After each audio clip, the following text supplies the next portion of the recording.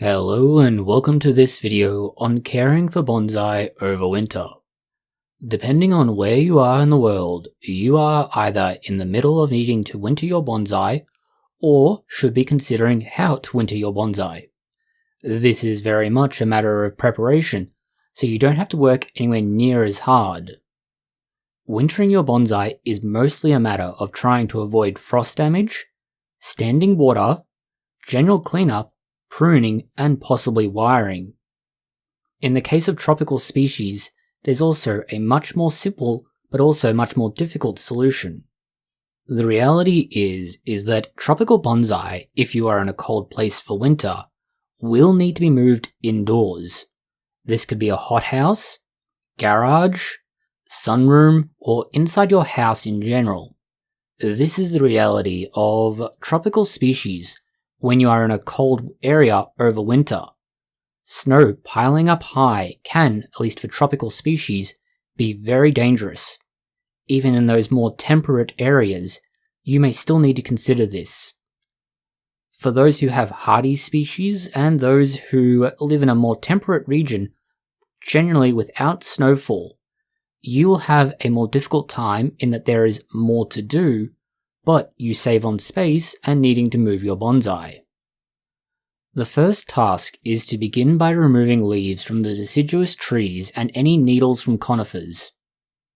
If there's any signs of pests or other pathogens, you should deal with them now before winter sets in.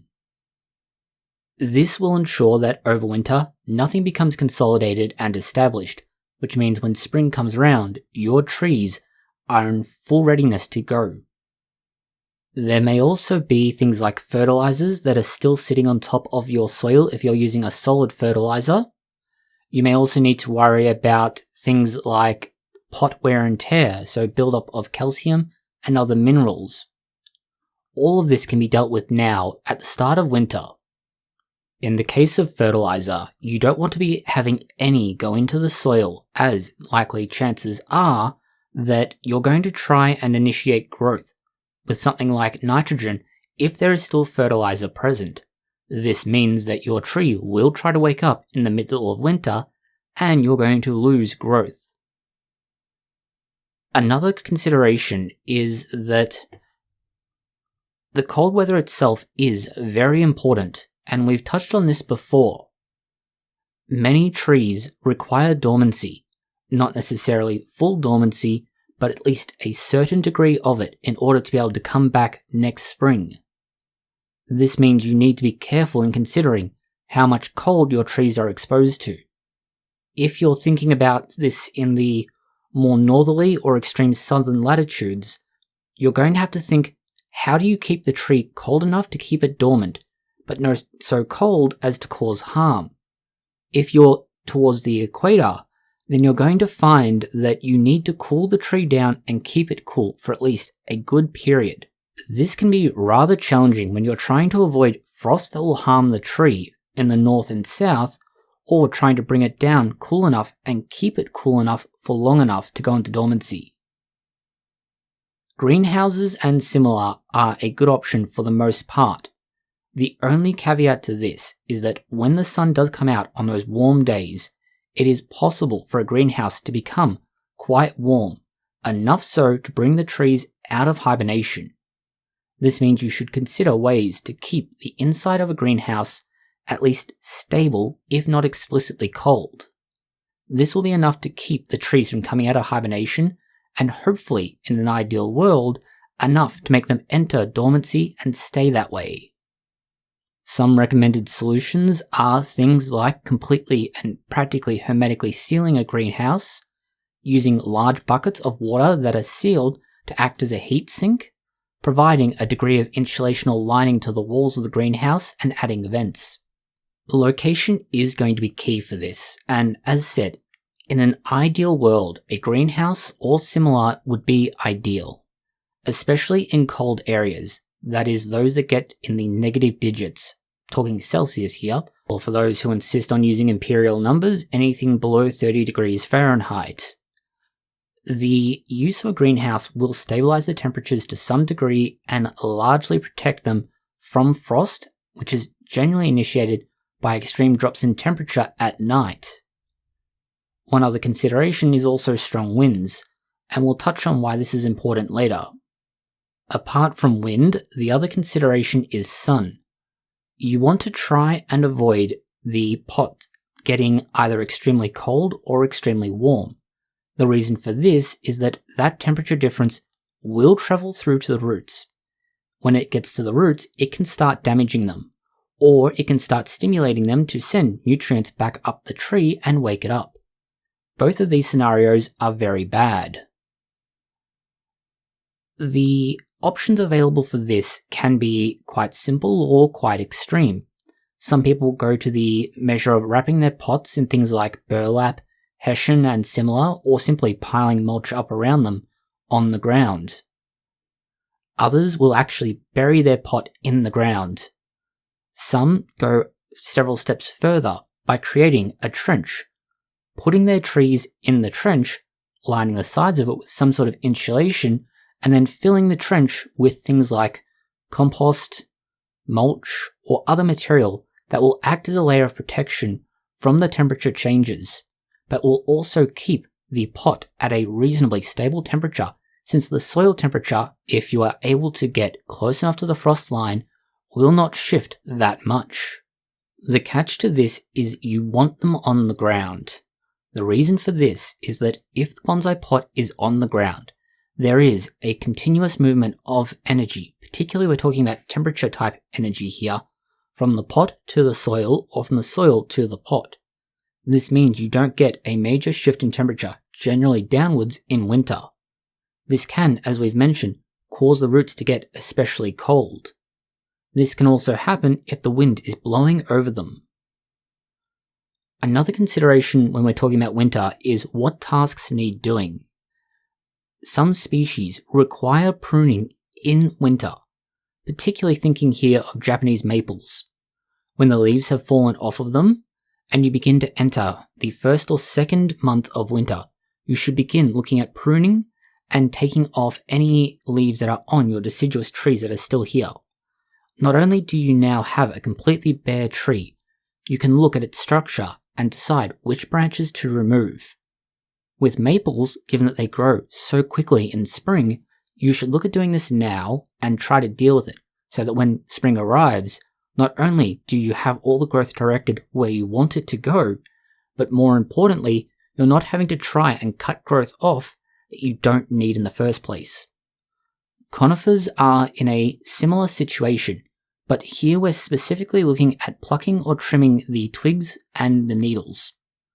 You want to ensure that anything that is inside of the branches towards the trunk is removed, any foliage that is at the end of the branches is removed, and you have only those branches growing that you need. As with maples, this is a perfect time to do so. You can see all of the movement of the trunk and the branches. You can look at the lines of everything to see how it's all laid out, and notice if there are any problems now. Think of things like branches that you may have missed due to the foliage that are growing directly up or directly down on the branches. These should not be there at any point, so a great chance to remove them now that they can be seen very easily. This sort of structural component is fundamental and essential to good bonsai, and so it is the best time of year to be able to do so. Taper is another consideration.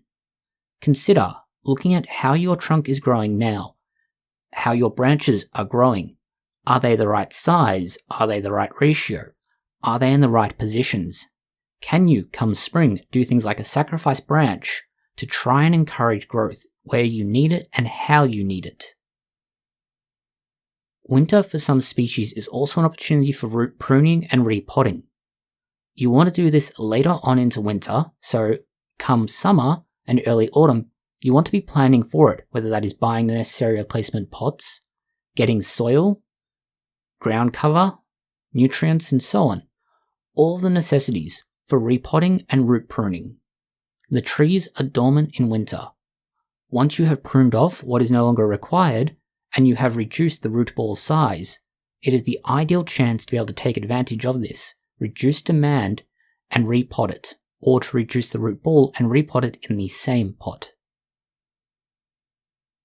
One problem come winter is going to be water in most locations, whether this is water from snow melt-off or rain itself. You do want to keep your bonsais watered, but this is only because most trees don't completely stop all their requirements over winter. You can often get away with simple environmental watering that is primarily rain or moisture as needed. Sometimes in warmer or more sunny locations, you will need to add more water, but this shouldn't be very often and likely not even once a week in most locations. In fact, it's more likely to be once a month, something that's easily forgotten. While on the topic of water, you want to avoid excess water, and this is one of the big challenges. Not watering so much or not having so much water in the pot that it begins to cause root rot. This is more a problem towards the end of winter than it is in the start and middle of winter where it's cold. Towards the end of winter, when it's warming up and there's a bit more rain about, you'll find that the water that's standing in these pots can cause the roots to begin to rot. This can again be mitigated by location, so putting it somewhere where it's protected from some of that rain, which does put the onus on you to pick up on this and water the plants when required, but it does remove that problem. If you want to leave them outside, make sure you do not leave them on a display stand, or at least not for very long. The reason for this is very simply, wind will blow them over in all likelihood. If not that, wind may draw off water that is in the soil, or, if you are really unlucky, cause the pot to become cold, root damage, and the trees will only be apparently dead when you go to deal with them come spring. If keeping up with the water is not a concern, then you can try and use a soil mix that has less water retention properties, generally less organic matter, and just increase the watering that you'll have to do come spring through to autumn. If that's not an option, then you simply need to try and find ways to deal with this. For example, put them under the eaves of a house against the wall.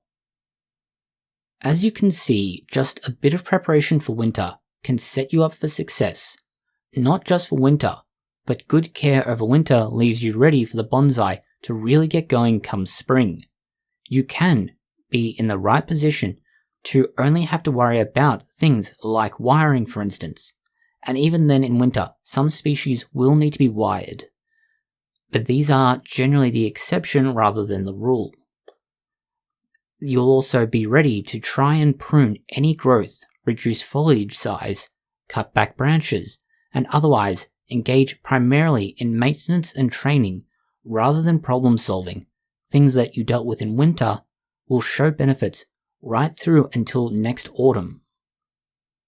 Thank you for watching this video. If you have found it interesting, consider liking, sharing, and subscribing.